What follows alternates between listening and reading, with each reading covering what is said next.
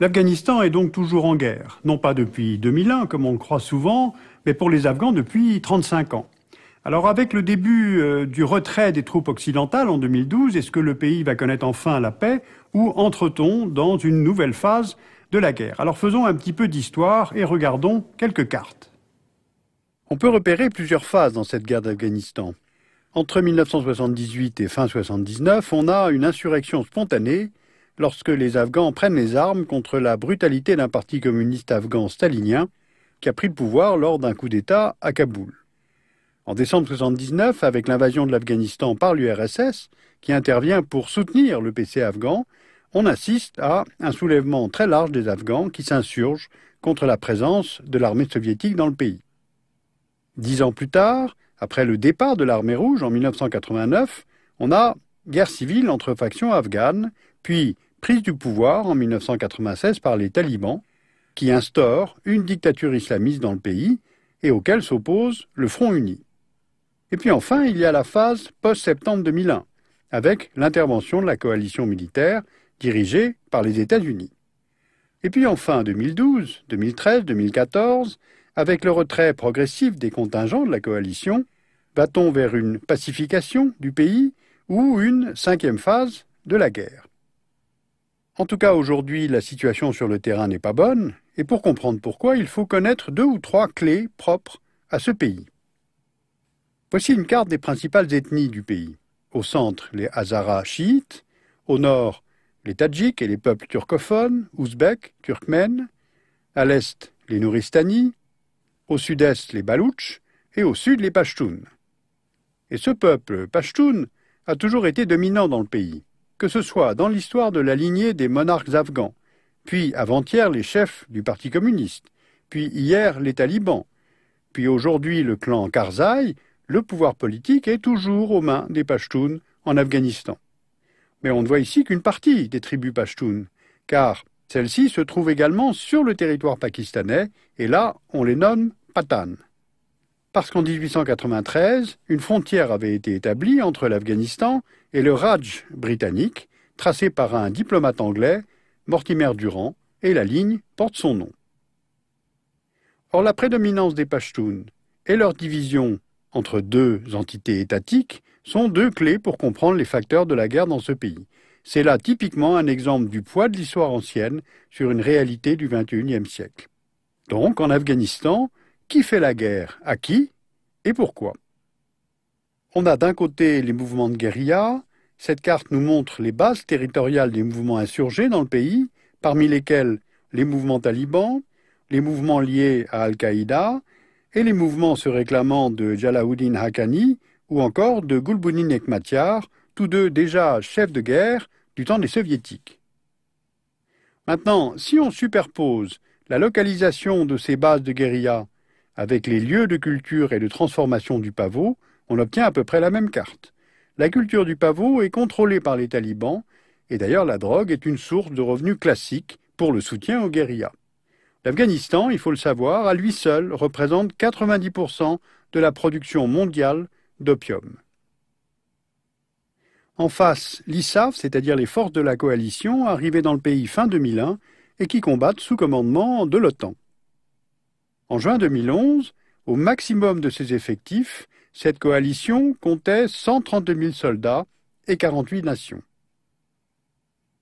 Le pays a été divisé en 6 régions militaires, chacune sous le commandement d'un pays de la coalition.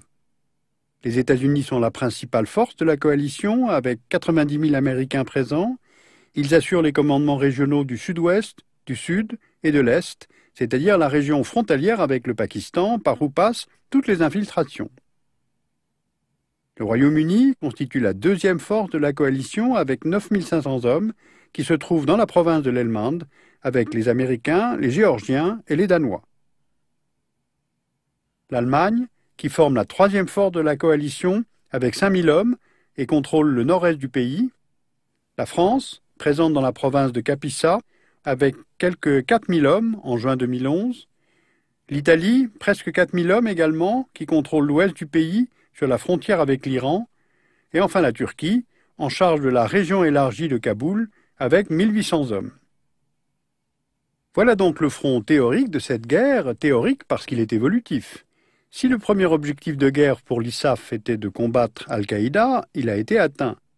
Mais le second, c'est-à-dire tenir à l'écart les talibans, ne l'a pas été, et chacun sait que le pays n'est nullement pacifié. Car il y a au moins deux contradictions dans la conduite de cette guerre. D'abord, les zones tribales pakistanaises que vous voyez sur la carte en contiguïté directe avec l'est de l'Afghanistan. C'est dans ces territoires, particulièrement dans le nord-Waziristan, que les principaux dirigeants talibans sont parvenus à reconstituer leurs forces, affaiblies par les attaques de l'ISAF depuis 2001. Pour les commandants militaires de la coalition, le théâtre afghan ne peut être militairement dissocié du théâtre ouest-pakistanais. Or, il est politiquement dissocié, puisque ces zones se situent au-delà des limites que se sont fixées les acteurs de la coalition. Il est donc impossible pour les troupes de l'OTAN d'y organiser de vastes opérations pour frapper les commandements talibans, d'où l'utilisation de drones dans les provinces frontalières pakistanaises pour cibler ce qu'on appelle des terroristes. Et puis il y a aussi une deuxième contradiction. Les militaires ont aussi pour mission la reconstruction du pays. Or, le métier des militaires, c'est de faire la guerre, pas de construire des écoles. Et lorsque l'on fait la guerre, les erreurs dans le renseignement entraînent des pertes civiles, et elles sont de plus en plus importantes. Entre 2007 et 2011, près de 12 000 civils afghans ont été tués, dont plus de la moitié entre 2010 et 2011. Or, dans les mémoires, il n'y avait plus la guerre dans le pays du temps des talibans. Voilà donc en résumé la situation sur le terrain. 12 ans après le début de l'intervention, certaines des puissances de la coalition ont décidé d'amorcer leur retrait. Si pour l'Allemagne, les premiers retraits significatifs doivent se faire en 2013, en revanche, pour la France, à la suite de l'élection présidentielle, la majorité des retraits ont été achevés fin 2012 pour ce qui concerne les troupes combattantes. Or, la logistique est très lourde pour évacuer les hommes et surtout le matériel après une dizaine d'années de présence sur place. Changeons d'échelle. Pour tout le monde, les voies de passage par le nord sont privilégiées. Pour la France, il s'agit d'évacuer 1500 containers par la route du nord de l'Afghanistan, puis l'Ouzbékistan, où les containers pourront transiter par la base allemande de Termez, puis le Kazakhstan, puis le rail par la Russie et enfin les ports européens de la Baltique. Ces routes par le nord sont plus chères, mais elles sont plus sûres que le passage par le sud, c'est-à-dire le Pakistan, port de Karachi, qui ouvre sur l'océan Indien, le golfe d'Oman et les routes maritimes internationales. Terminons par une dernière carte, qui elle n'est pas militaire, mais qui parle de l'avenir, c'est-à-dire les ressources du sous-sol afghan. Voici les zones qui seraient les plus riches en minerais. Il y aurait notamment de la chromite, du fer, du cuivre, de l'or, du pétrole et du gaz, des terres rares et du lithium. Les gisements que vous voyez sur la carte sont très importants, mais les chiffres trouvés sont tellement contradictoires qu'il n'est pas sérieux de les communiquer. En revanche, ce qui est certain, c'est que les rivalités sont marquées. Par exemple, à une trentaine de kilomètres à l'est de Kaboul, dans un site de montagne nommé Mes Aynak, se trouve un important gisement de cuivre. En 2007, le groupe chinois China Metallurgical Corporation a acheté auprès de l'État afghan le droit d'exploiter la mine pour environ 3 milliards de dollars en investissement. Le bail accordé à la Chine serait d'une durée de 30 ans. Découverte en 1974, la mine de cuivre a des réserves évaluées à plus de 11 millions de tonnes de métal rosé et c'est probablement la deuxième réserve mondiale. Le projet prévoit aussi la construction d'une centrale électrique pour la mine. Or, Mes Aynak est situé sur ce qui fut le principal chemin de la route de la soie entre le 1er et le 3e siècle après Jésus-Christ. C'est une véritable cité taillée dans la montagne à 2500 mètres d'altitude, renfermant un sanctuaire bouddhiste avec des cavernes ornées de sculptures et des œuvres en relief creusées sur le flanc des rochers. Il se trouve que je me suis rendu il y a longtemps à Mes Aynak et c'est aussi spectaculaire que les Bouddhas de Bamiyan. Donc les archéologues, notamment les Français, sont très inquiets car les bulldozers sont entrés en action, pouvant à terme écraser l'incroyable patrimoine de l'histoire du monde situé à Mes Aynak. Que peut-on retenir de cette situation en Afghanistan? Le constat est somme toute simple. 12 ans après la chute du régime taliban, malgré des sommes d'argent considérables déversées sur le pays pour construire des hôpitaux, des routes, des écoles, malgré la formation d'une nouvelle armée afghane, la guérilla des talibans n'est pas du tout mise en échec.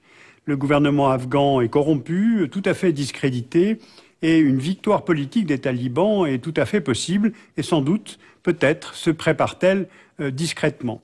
En somme, voilà donc la plus grande armée du monde, l'OTAN, avec 70% des budgets militaires mondiaux, qui se trouve mise en échec par une guérilla qui représente à peu près 2 régiments d'infanterie, soit à peu près 40 000 hommes. À partir de 2014, la Banque mondiale a calculé qu'il faudra à peu près 10 milliards de dollars par an pour assurer le soutien à l'État afghan. Or, quand on connaît la situation budgétaire des pays donateurs et d'autre part la faible légitimité du gouvernement afghan, ce n'est pas faire preuve d'un pessimisme excessif que d'estimer que le statu quo ne durera pas très longtemps après le retrait des troupes occidentales.